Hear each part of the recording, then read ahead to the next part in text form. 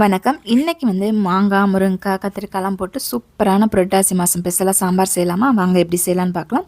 வீடியோவை ஸ்கிப் பண்ணாமல் பாருங்கள். இப்போ அதுக்கு பருப்பு வேக வச்சு எடுத்துக்கலாம். துவரம் பருப்பு ஒரு 150 கிராம் அளவுக்கு நல்லா 2 தடவை கழுவிட்டு நான் சேர்த்துருக்கேன். இப்போ இது கூடயே ஒரு 15 சாம்பார் வெங்காயம், மீடியம் சைஸில் 3 தக்காளி சேர்த்துக்குங்க. இப்போ நம்ம சேர்த்துருக்க பருப்புக்கு இது கரெக்டாக இருக்கும். தக்காளி இது மட்டும் அதிகமாக சேர்க்கும்போது அந்த சாம்பார் நல்லா டேஸ்ட்டாக இருக்கும். இப்போ தண்ணி இதை முழுகிற விட எக்ஸ்ட்ராவே இருக்கணும் தண்ணி. அப்போ தான் பருப்பு வெந்து வரும்போது கரெக்டாக இருக்கும். இது கூடவே நம்ம பெருங்காயம் கட்டி பெருங்காயம் சேர்த்துக்கலாம். நீங்கள் கட்டி பெருங்காயம் சேர்க்கிறதா இருந்தால் பருப்பு வேகும் போது சேர்க்குங்க. தூள் பெருங்காயம் இருந்தால் தாளிக்கும் போது சேர்த்துக்கலாம். இப்போ மூடிட்டு 2 விசில் வச்சு எடுத்துக்கோங்க.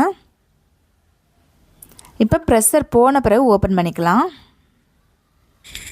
இப்போ நல்லா பருப்பு வெந்துடுச்சு. இப்போ இதில் தண்ணி சேர்த்துக்குங்க. தண்ணி தேவையான அளவு சேர்த்துங்க. நம்ம புளி வேறு நம்ம கரைச்சிட்டு சேர்ப்போம், அதனால் தண்ணி அதிகமாக சேர்த்துடாதீங்க. இப்போ இதில் கொஞ்சமாக ஒரு மஞ்சத்தூள் சேர்த்துக்குங்க. ஸ்டவ்வை ஹையில் வைங்க, நல்லா கொதி வரட்டும். இப்போ கரண்டி வச்சு லேசாக கிண்டி விடுங்க. கிண்டிட்டு இதில் 2 பச்சை மிளகாய் சேர்த்துக்குங்க. இப்போ இதில் காய்கறி சேர்த்துக்கலாம். ஃபஸ்ட்டு மாங்காய் காய்கறியோட சேர்க்க வேணாம், ஒரு 2 நிமிஷம் கழித்து சேர்த்துக்கலாம். அப்போ தான் மாங்காய் கரையாமல் இருக்கும். இப்போ 2 முருங்கைக்காய் எடுத்திருக்கேன். இது கூட ஒரு 4 கத்திரிக்காய் எடுத்துக்கலாம். எப்போவுமே கத்திரிக்காய் முன்னாடியே கட் பண்ணி வைக்கக்கூடாது. நம்ம ப்ரெஷர்லாம் ஓப்பன் பண்ண பிறகு கத்திரிக்காய் கட் பண்ணிக்கோங்க. அப்போ தான் கத்திரிக்காய் கருக்காமல் இருக்கும். கத்திரிக்காய் கட் பண்ணிவிட்டு உடனே தண்ணியில் போட்டு வச்சுடுங்க. இப்போ ஸ்டவ்வை ஹையில் வைங்க, நல்லா கொதி வரட்டும். இப்போ நல்லா கொதி வந்ததும் ஸ்டவ்வை மீடியம் ஃப்ளேமில் வச்சுடுங்க. மூடி வச்சு மூடுறீங்க அப்படின்னா லோ ஃப்ளேமில் வச்சு மூடுங்க, இல்லைன்னா பொங்கிடும். இல்லைன்னா மூடி வைக்கல அப்படின்னா மீடியம் ஃப்ளேமில் வச்சுக்கோங்க. இப்போ ஒரு 5 நிமிஷம் காய் வேகணும். இப்போ 2 நிமிஷம் 3 நிமிஷம் வெந்த பிறகு மாங்காயை சேர்த்துக்கலாம். மாங்காய் இப்படி சேர்க்கும்போது நமக்கு நல்லா கரையாமல் இருக்கும்.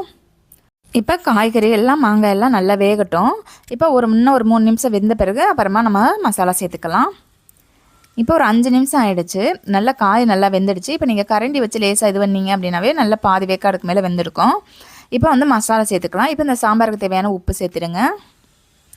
இப்போ இதில் 1 டேபிள் ஸ்பூன் அளவுக்கு சாம்பார் பொடி சேர்த்துக்கலாம். இந்த சாம்பார் பொடி ஏற்கனவே நான் வீடியோ போட்டிருக்கேன், அதை டிஸ்கஷன் பாக்ஸில் தரேன், தேவைப்படுறவங்க போய் பாருங்கள். இப்போ புளி கரைச்சி சேர்த்துக்கலாம். ஒரு கோழிக்குண்டு சைஸ் அளவில் புளியை ஊற வச்சுட்டு சேர்த்துக்குங்க. இப்போ ஸ்டவ்வை கையில் வச்சு நல்லா கிண்டி விடுங்க, நல்லா கொதி வரட்டும்.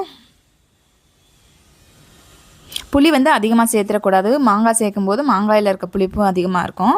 அதனால் ஓரளவுக்கு மீடியமாகவே புளி சேர்த்துக்குங்க.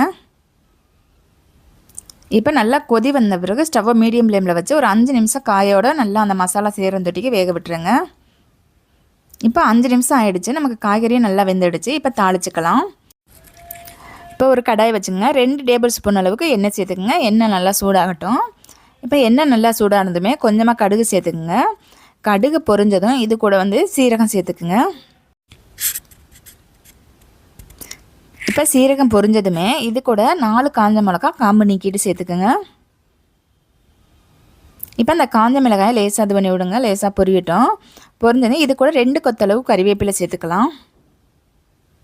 ஸ்டவ்வை லோ ஃப்ளேம்லேயே வச்சுங்க, இல்லைன்னா கருகிடும். இது கூடயே கொஞ்சம் கொத்தமல்லி சேர்த்துக்கோங்க.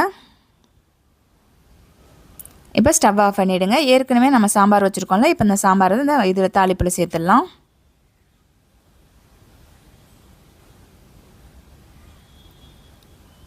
ஸ்டவ்வை ஆஃப் பண்ணிவிடுங்க. எப்போவுமே தாளித்த பிறகு நீங்கள் சாம்பாரை கொதிக்க விட வேணாம். இப்போ சாம்பாரை சும்மா ஒரு தடவை கிண்டி விடுங்க. அவ்வளோதாங்க, சூப்பரான மாங்காய் போட்டு சாம்பார் ரெடி ஆகிடுச்சு. இதே மெத்தடில் செஞ்சு பாருங்கள், ரொம்ப நல்லாயிருக்கும். இந்த வீடியோ பிடிச்சிருந்தது அப்படின்னா என்னோடய சேனலை சப்ஸ்கிரைப் பண்ணிவிடுங்க. உங்கள் ஃப்ரெண்ட்ஸுக்கும் ஷேர் பண்ணுங்கள். இந்த வீடியோ எப்படின்னு சொல்லி கமெண்ட் பண்ணுங்கள், லைக் பண்ணுங்கள். நன்றி. அடுத்த வீடியோவில் பார்க்கலாம்.